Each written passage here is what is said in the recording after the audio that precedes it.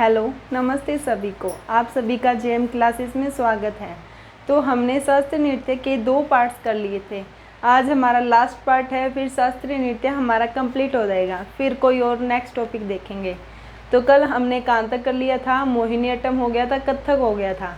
आज हम वो कथकली के बारे में करेंगे, ठीक है।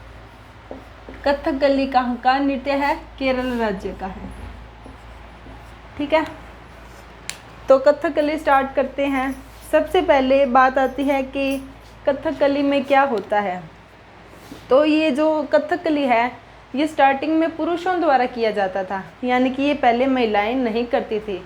लेकिन फिर एक महिला है रीता गांगुली, उन्होंने इसको महिलाओं में स्टार्ट किया था। किसने? रीता गांगुली ने। अब ये कथकली होता क्या है?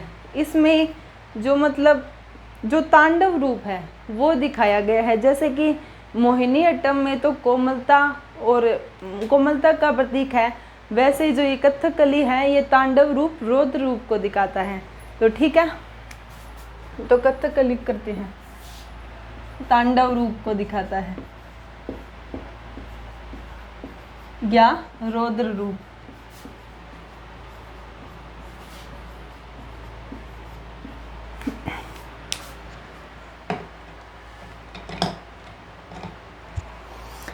अब जो ये कथकली है, इसमें किसने शुरू किया? महिलाओं में।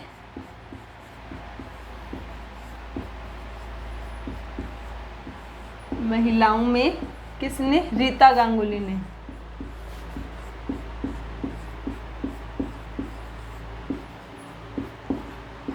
अब इसके बारे में हम पढ़ेंगे कि इसका आधार हमें कहाँ से पता चलता है। तो 2 महाकाव्य है, एक तो रामायण और एक है महाभारत। लेकिन जो साउथ इंडिया में रामायण को रामायणट्टम और महाभारत को कृष्णाट्टम बोला जाता है। तो ये 2 आधार है जिनसे हमें कथकली नृत्य के बारे में पता चलता है, ठीक है। महाकाव्य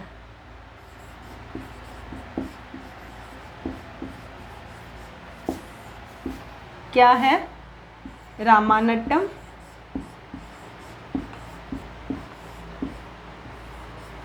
एक और है कृष्णाट्टम।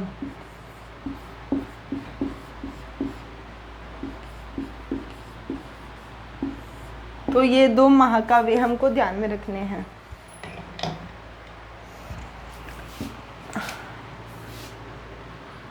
महाकाव्य हो गए, ठीक है, आधार है ये।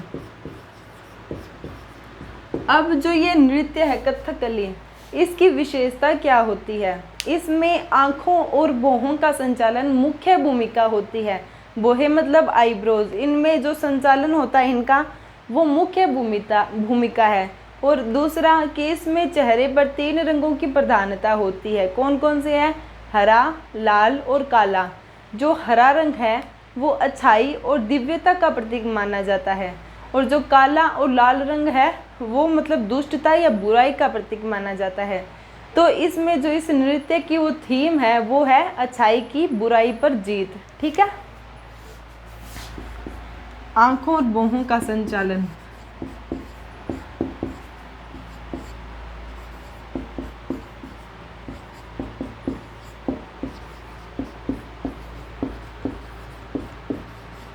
ठीक है, और क्या था? लाल, काला और हरा रंग, ठीक है। ये ध्यान में रखने हैं, ठीक है। ये शॉर्ट में लिख दिया, आप समझ जाना इनको, ठीक है। अब हम इसके बारे में और पढ़ेंगे। अब इसमें जो ये कथकली नृत्य है इसमें मुकुट का पहना अनिवार्य माना जाता है। मुकुट को हम किरीट भी बोलते हैं, तो उसको पहना अनिवार्य माना जाता है। मुकुट अनिवार्य।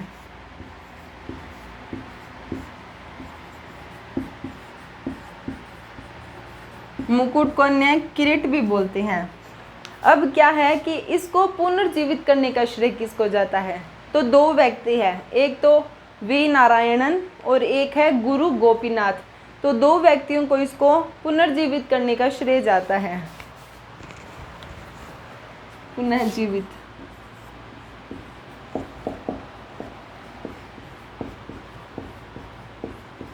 श्रेय किसको जाता है? वी नारायण। और एक कौन है? गुरु गोपीनाथ।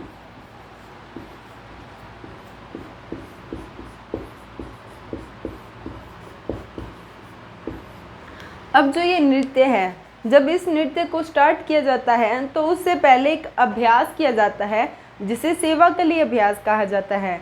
तो सेवाकली का संबंध किस नृत्य से है? तो कथकली नृत्य से है। ठीक है, सेवाकली अभ्यास।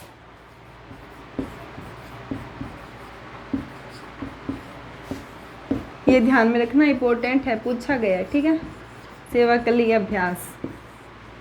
इसके बाद में एक नाटक आता है, कथकली से रिलेटेड है, वो नल चरितम नाटक। उसका जो आधार है वो कथकली नृत्य से लिया गया है। इसमें नल और दमयंती की कहानियों के बारे में वर्णन मिलता है, तो उसमें कथकली नृत्य की झलक मिलती है। ठीक है, किस नृत्य नाटक में? नल चरितम, नल चरितम नाटक। ठीक है, ये ध्यान में रखने हैं। अब इसके जो प्रमुख कलाकार हैं वो देखते हैं।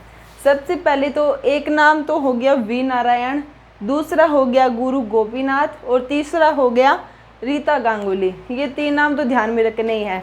और जो ये वी नारायण है, इन्होंने केरल में केरल कलामंडलम की स्थापना की थी। तो केरल कलामंडलम किसने स्थापना की? वी नारायण ने।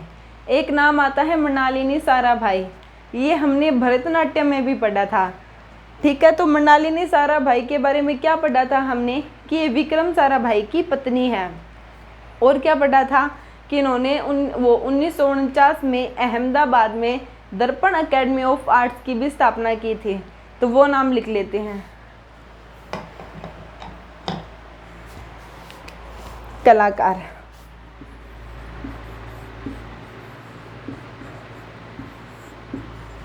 ये तो हो गई वी नारायण, गुरु गोपीनाथ और रीता गांगुली। नेक्स्ट क्या है? मृणालिनी साराभाई। साराभाई, एक नाम आता है हरिप्रिया नंबूदरी।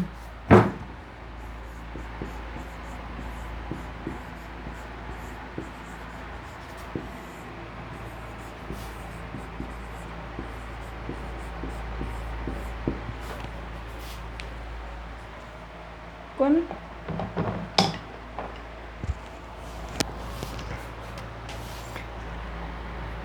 हरिप्रिया नंबूदरी हो गया। एक हो गया कृष्ण नायर।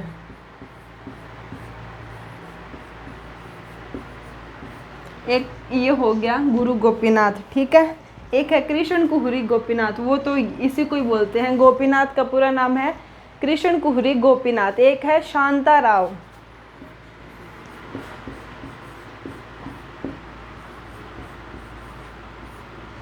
ठीक है, तो ये कुछ प्रमुख कलाकार हैं जिनके बारे में हमको ध्यान में रखना है।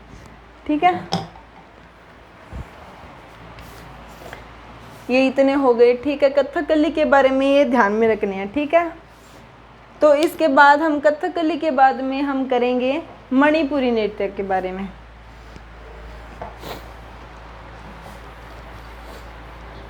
जो मणिपुरी नृत्य है ये मणिपुर राज्य में किया जाता है।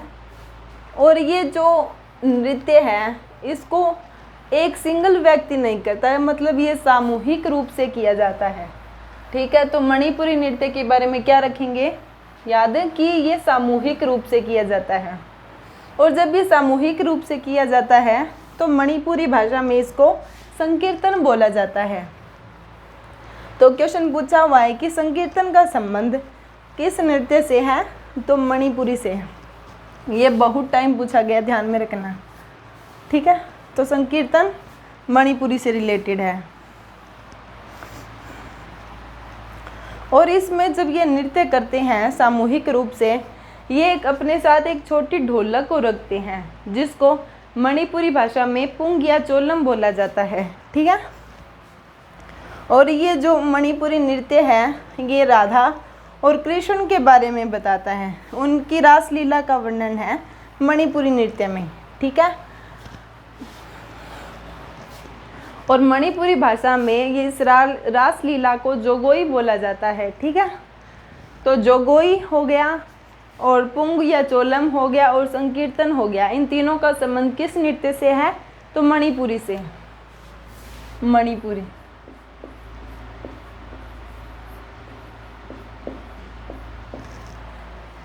कृष्ण और राधा के बारे में वर्णन मिलता है इनकी रासलीला का। और रासलीला को मणिपुरी भाषा में क्या बोलते हैं? जोगोई।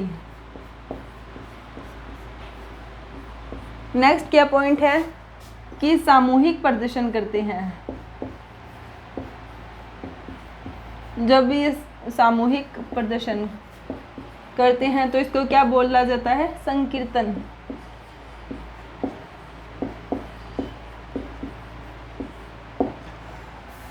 छोटी ढोलक का होना अनिवार्य।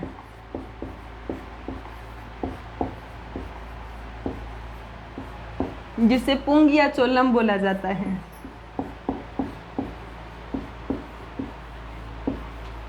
तो जोगोई, संकीर्तन और पुंग चोलम वेरी इंपॉर्टेंट है ये तीनों। ठीक है, मणिपुरी नृत्य में हमेशा ध्यान में रखने हैं। और ये मणिपुरी नृत्य के साथ साथ जो महोत्सव होते हैं मणिपुर में उनसे भी रिलेटेड है ये संकीर्तन और चोलम। ठीक है, तो ये पक्के ध्यान में रखने हैं आपको।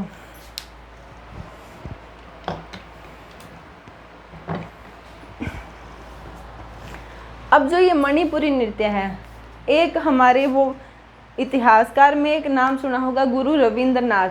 जो गुरु रविंद्रनाथ टैगोर है, उन्होंने शांति निकेतन में मणिपुरी नृत्य को बढ़ावा दिया था।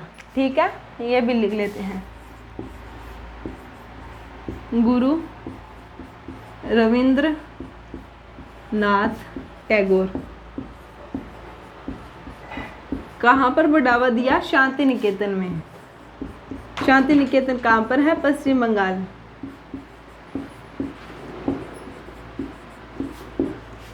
मणिपुरी बढ़ावा, ऐसे याद रखना, मणिपुरी नृत्य बढ़ावा। ठीक है, अब जो ये वो शांति निकेतन है, ये हमारी विश्व धरोहर में भी शामिल है। जो यूनेस्को की विश्व धरोहर सूचियां हैं उसमें भी ये शामिल है। कौन से नंबर की शामिल हुई थी? 41 नंबर की। कब? 2023 में। तो ये भी ध्यान में रखना। ठीक है, अब इनके जो प्रमुख कलाकार हैं उनके बारे में करेंगे। सबसे पहले तो नाम आता है झावेरी बहनों का, जैसे रंजना, सुदर्शना, नथना, ये जो है ये झावेरी बहनें हैं। और क्या नाम आता है? लिख लेते हैं।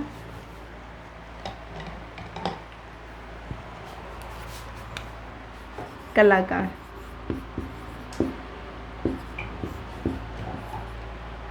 झावेरी बहनें, नथना, सुवर्णा, रंजना। और नाम आता है चारू माथुर।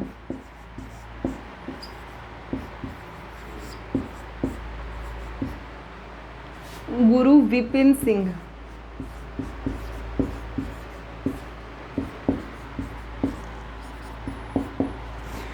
जो ये विपिन सिंह है, इन्होंने सन 1972 में मणिपुरी नृत्यनालय की स्थापना की थी। कहाँ पर की थी? मणिपुर की राजधानी इम्फाल में की थी। वो भी आपको ध्यान में रखना है। ठीक है,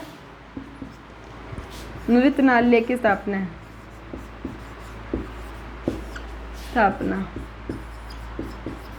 कब की थी? 1972 में। ठीक है, ये कुछ इंपॉर्टेंट नाम थे। एक नाम और आता है राजकुमार सिंह जीत।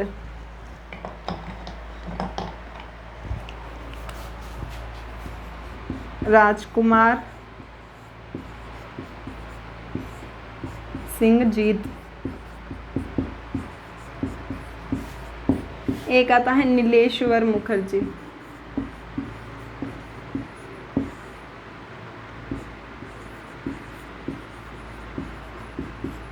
ये कैसे नाम रख सकते हो, जैसे कि जैसे मणि होती है वो नीले रंग की होता है, नीले रंग की होती है, और उस पर राज कौन करता है, जो उसको जीतता है। तो ये दो नाम आप ऐसे याद रख सकते हैं। और दो अन्य नाम भी है, एल बीनो देवी, एल बीनो देवी।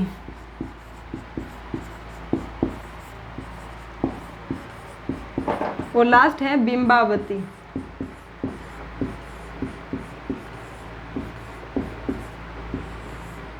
ठीक है, तो ये मणिपुरी नृत्य के बारे में होंगे। ये तीन नाम तो आपको ज़रूर ध्यान में रखना है। और गुरु विपिन सिंह और झावेरी बहन, इन दोनों का नाम ज़्यादा इम्पोर्टेंट है। ठीक है, अब लास्ट हम करेंगे सत्रिया नृत्य।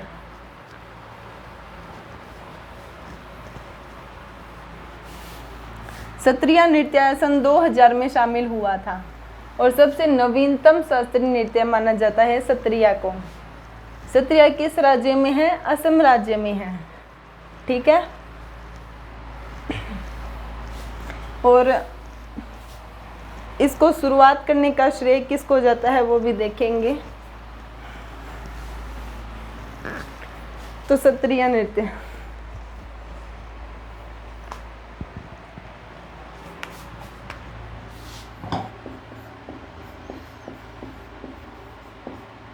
दो 2000 में शामिल।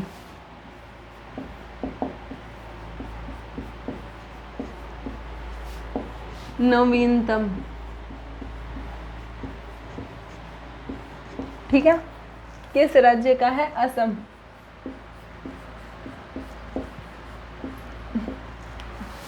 इसको जो मतलब इसके संस्थापक माना जाता है वो श्रीमंत शंकर देव जी को माना जाता है। और उनका एक नाटक है अंकिया नाट, वो प्रसिद्ध माना जाता है अंकिया नाट। ठीक है, किसका है, श्रीमंत शंकर देव जी का।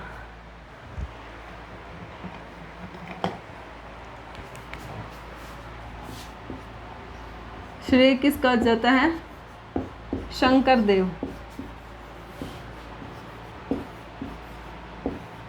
इनका एक नाटक है प्रसिद्ध अंकिया नाट।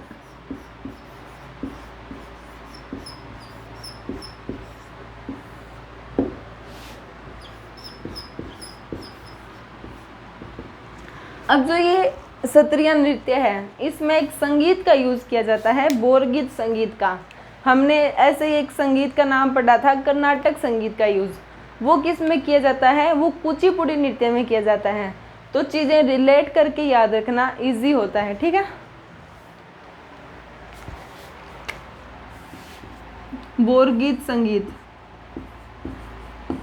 बोरगीत संगीत यूज़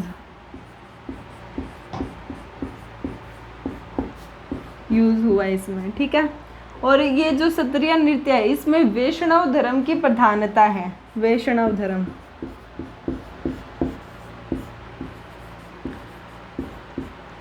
कलाकार कौन कौन है, पहला तो सबसे पहले नाम इनका ही आता है श्रीमंत शंकर देव जी का। ठीक है,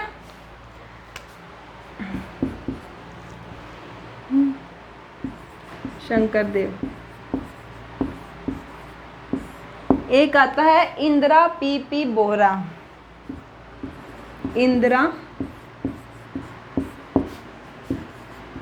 पी बोहरा। एक नाम आता है प्रदीप चलीहा, प्रदीप चलीहा। तो ये 3-4 नाम इम्पोर्टेंट है, ध्यान में रखनी है। ठीक है,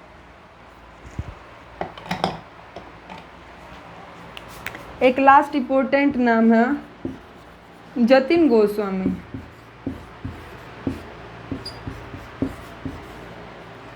गोस्वामी और गहन चंद्रा भी लिख लीजिए, गहन चंद्रा गोस्वामी। इसमें सबसे इम्पोर्टेंट तो वो जतिन गोस्वामी और शंकर देव, ये दो नाम तो ज़रूर ध्यान में रखने हैं। ठीक है, तो ये हमारा सत्रिय नृत्य भी कंप्लीट होता है।